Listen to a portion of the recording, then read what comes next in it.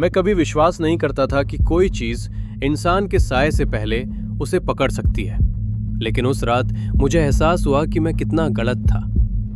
रात के 3 बजे थे। मैं जाग तो गया था, लेकिन मेरा शरीर मेरी बात नहीं मान रहा था। आंखें खुली थीं, पर पलकें भारी और बोझिल। कमरे में हल्की सी रोशनी थी, लेकिन मेरे साए बेहद गहरे और डरावने लग रहे थे।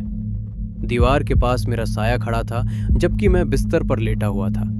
मैंने हिलने की कोशिश की तो सीने पर अचानक एक भारी दबाव महसूस हुआ, जैसे कोई धीरे धीरे मेरे ऊपर बैठ गया हो। सांस लेना मुश्किल हो गया। उसी पल मेरे कान के पास किसी के बालों ने छुआ, ठंडे और गीले। फिर एक आवाज आई, जैसे सीधे मेरे अंदर से, तुम मुझे महसूस कर रहे हो, है ना? मैं मुश्किल से अपनी गर्दन घुमा पाया। कमरे के कोने में एक महिला खड़ी थी। उसके बाल उसके चेहरे को ढके हुए थे, लेकिन उसकी गर्दन असामान्य रूप से एक ओर मुड़ी हुई थी। जैसे ही उसने कदम बढ़ाया, मैंने देखा कि उसके पैर जमीन पर उल्टे पड़े थे।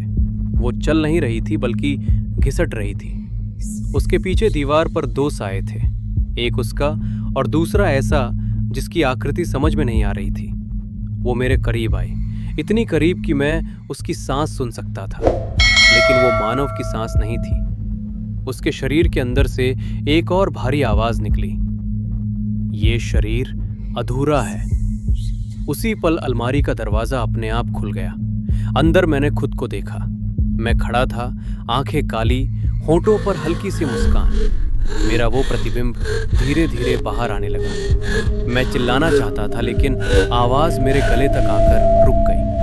मैंने महसूस किया कि मेरी छाया मेरे पैरों से अलग हो रही है और दीवार पर चढ़ रही है। महिला ने अपना सिर उठाया। अब उसका चेहरा साफ दिख रहा था। उसकी आंखें खाली थीं, जैसे किसी ने अंदर से निकाल ली हों। उसने धीरे से कहा, पुरुष अकेले नहीं मरते, वे बदल जाते हैं। अचानक सब कुछ शांत हो गया। सुबह जब मेरी आंख खुली तो मैं बिस्तर पर नहीं था। मैं आईने के सामने खड़ा था।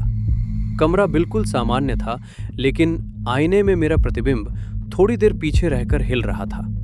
मैंने मुस्कुराने की कोशिश की। आईना पहले मुस्कुरा गया। अब रात को जब मैं सोता हूं, मेरी छाया जागती रहती है और मुझे पता है अब मैं इस शरीर में अकेला नहीं हूं।